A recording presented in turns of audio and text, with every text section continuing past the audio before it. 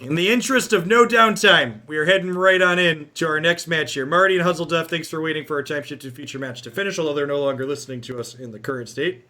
We have another red deck. No Uros for the second round in a row, Matthew. And remember, for those of you just joining us at home that are not familiar with our tournament structure, this is a double elimination tournament. So every player you see on coverage every round is still eligible to win the entire thing. Somebody must be cherry picking. Oh, Thermo Alchemist is in this game now? Thermo Alchemist, yep. What? Yes, sirree. Oh my god. I loved that card. Remember that standard deck it was in? Yeah, it was a blue-red one, right? With the enchantment that draws card That deck inhibitor. was sick. Fevered Visions, yeah. Fevered Visions, yep. Let's pull Thermo Alchemist up here for people that don't. All right. I am ready. I'm so excited. Steamkin, unfortunately being a victim of the Mayhem Devil here. That's okay. Oh, things are not looking pretty for our mono red player here. That is a massacre. I would like to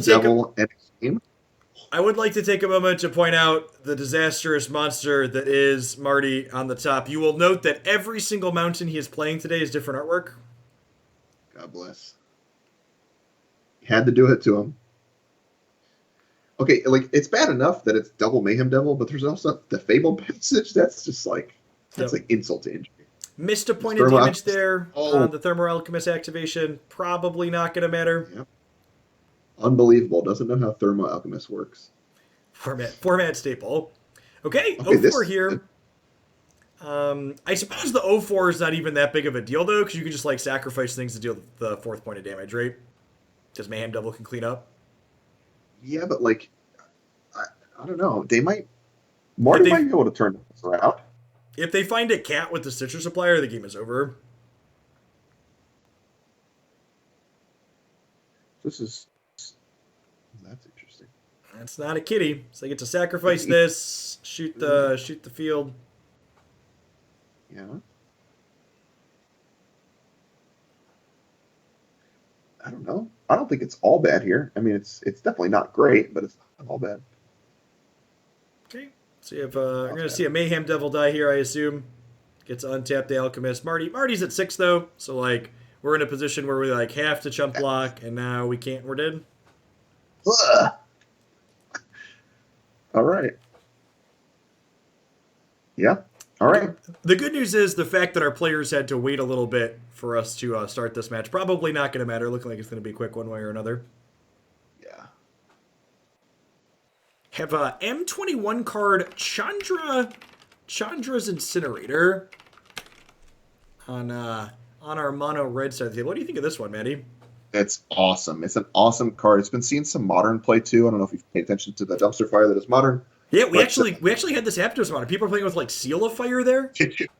Yes, yeah. Steel Fire and Incinerator is definitely sweet. And Incinerator actually is really nice in this deck, honestly. Yep. We can see all of Marty's big, beautiful mountains there. Wow. I appreciate him showing off for us there. 4 Rampaging Frostodon. That's nice. That is nice. It's funny this Jund Cats or whatever you want to call it, the Jund Sacrifice, Jund Oven, whatever you want to call it, hasn't really gotten anything new that's like groundbreaking. It's just like a fine deck though. Yep. Honestly, I think the fact that Gruul is a little bit less present with it getting nerfed is a big deal, because I think the Gruul matchup was a little bit hard for that archetype. Yeah. Marty's hand's quite good this time around. Yep. Yeah, and notably, the big difference between last game and this one was that last game, the Steamkin died, right? And Runaway Steamkin might be the most aptly named card in the history of Magic. Like, when it gets going, it runs away with the game. Well, like, look at this turn, right? You get to play a Steam... Okay, he's going to play Ferocity instead. I was say you can play Steamkin, attack. If it deals damage, you got Skewer, and, like, everything's juiced at that point. Yep. But this is fine, too. I mean, And again, Puzzle has no removal spells in hand and just really digging for some. I don't even know what you're digging for here, though. Neither of those is particularly good.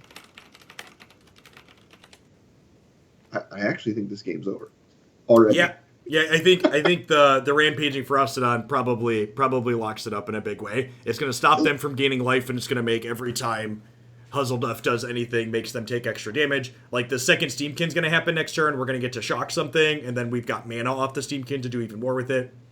Yeah, I think this one's done. And taking damage instead of gaining life from your creatures entering the battlefield. Yep. Whoa.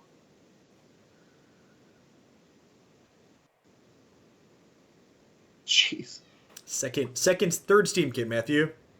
That is lots of mana. Does Marty have Frenzy? He does not have like a Frenzy or anything like that in his deck. Yeah, Nope, sense. just going big. So I expect we'll see a Steamkin attack for 4 here, along with the Frostodon attack for 3. And then we'll see a second Steamkin and probably a Skewer post-combat. Yep. Pump up the jam. This one's definitely over. I can't think of a way that this Junkat's deck's getting back into it based on what their sideboard looks like. Yep.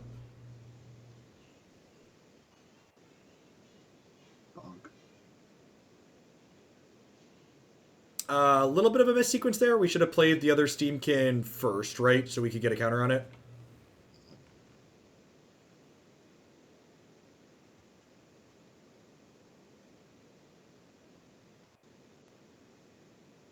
Right. And again, notable that Rampaging Frostodon stops these food from gaining life, stops the cat from gaining life, means that the cat comes into play. Huzzleduff's going to take a damage from it. Yeah, basically locked from playing creatures, and they don't have any removal spells like in their deck, honestly, except for Crusher Giant, maybe. But Good game there from our opponent, killing themselves with Ferocodon plus cat. Citrus Supplier plus cat. all right, cool. Yeah, I don't really know what like a great hand for the Jun Cat's deck looks like, but I mean, like Grim Lavamancer is okay. Yeah, something that's really worth noting here is, aside from the claims and the active treasons, there aren't really good ways to kill Ferocodon out of this this Aristocrats deck. Like, there's no Red Cat melees, there's no Heartless Axe, like... Right, there's just no way. Yep. Artie's deck looks pretty good for it. I mean, 3 Tormod's Crypts and 4 Ferocodons is pretty good. Awkward opener here with no red mana, pretty easy mulligan, and Marty's got lands and spells, so sign him up. Yeah, Marty's hand's great. Just looking for a third land in the next couple draw steps, and I'm pretty happy. Strong hands from both players. Yep, for sure.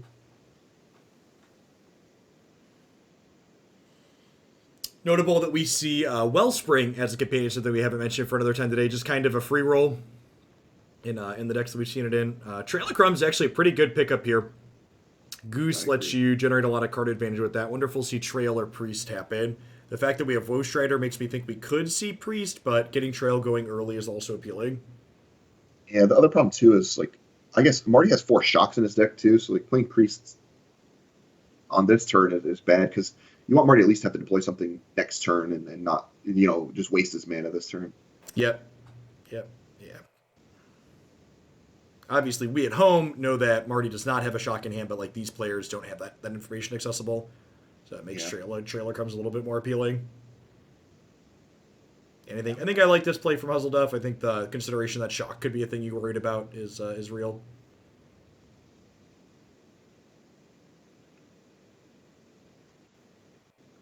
All right, Marty found the third land. I mean, all systems go. Yep. And the Thermo Alchemist here. So if you're Huzzleduff, the thing you're really going to be looking for is Claim the Firstborn and Active Treason, but neither of those cards are fetchable with Trail of Crumbs here. We see as one of those goes to the bottom of the deck. Yeah. The other problem too is, like, Marty just has 3 more creatures in his hand. So like, yep. Yeah, your claim's going to be good against the first one, but I mean, how do you deal with the other ones, as you mentioned I mean, earlier? the rampaging Frostdown is key, right? Like that's the one that's going to be able to kind of take over the game and stop the cat from like bouncing back and forth and food from gaining life. It's huge.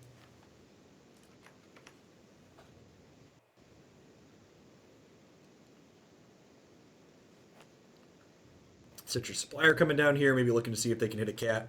Priest of the Forgotten Gods. And again, I think Huzzleduff made the right play with the information they had at the time, but the way like Marty's hand is lined up here, Huzzleduff would definitely be in a better spot had they let on Priest over Trail of Crumbs.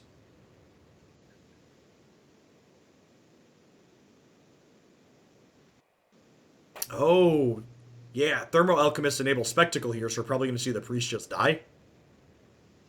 Yep. This is Yeah, I sick. guess they get Okay. And then skewered. this triggers the electrostatic field and also untaps the Thermo Alchemist. Yep.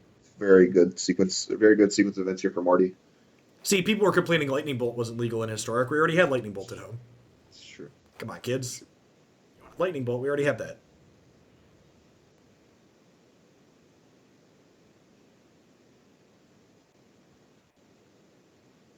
Mayhem Devil's a way to try and start chipping these things down, I guess.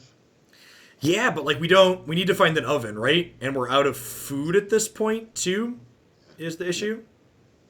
And like these O4s and O3s, like they block. Like this Woe Strider doesn't really get in here. I guess with Mayhem Devil, it can eventually get in, but it's gonna be really slow.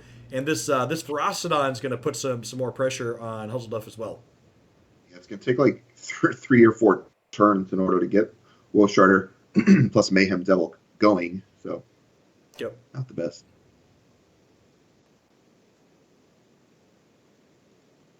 Whew! That's got to be close to lethal, right? Let's see. So we have to play this. So each of these are 4 points of damage. Oh, 5 points, excuse me. They're 5 pointers because of field.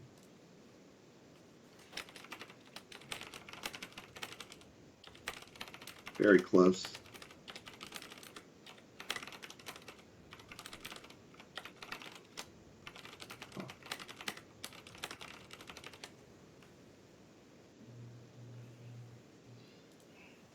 Right. Okay. Yep. I like this. Getting Just hang up. getting the Woe Strider off the table is huge here as well. Still pretty far off of escaping it. Needs mana. Might be close on cards, but that makes the Mayhem Devil worse. They can't really sacrifice things on demand now, and the Ferocidon means that Huzzleduff can't gain life at this point.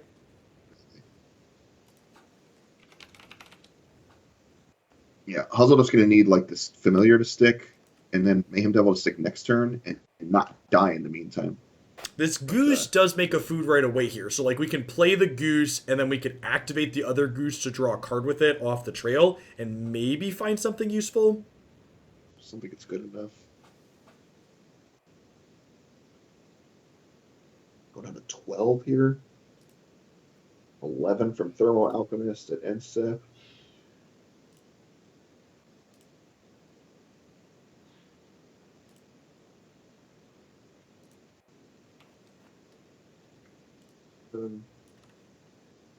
Marty needs a burn spell at game start. What is that? So Skewer does 5/6 here. Because it does 3, 4, 5, then the Alchemist untaps. It's one turn away. And of course, all this damage is adding up, especially with the Rampaging Ferocidon in play. So every life point you get lower is another thing you can't really afford to be doing. Right. So What does our Jund player have as far as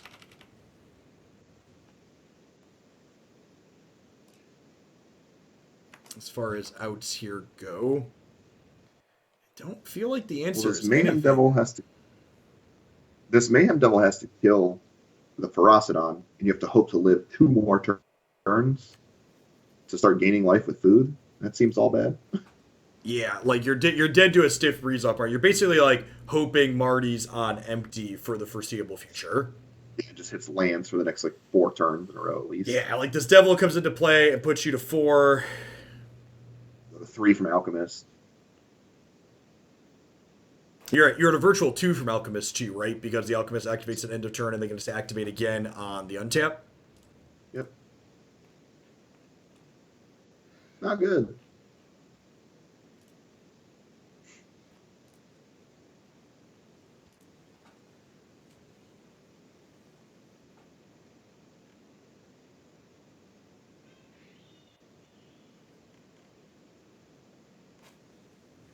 This really doesn't do much.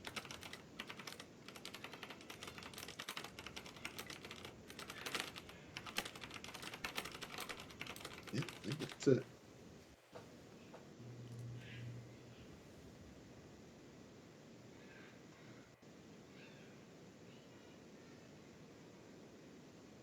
All right. And basically, More. Warlord's Fury is lethal. All right, sweet. Yep. So impressive showing for the red aggro deck there.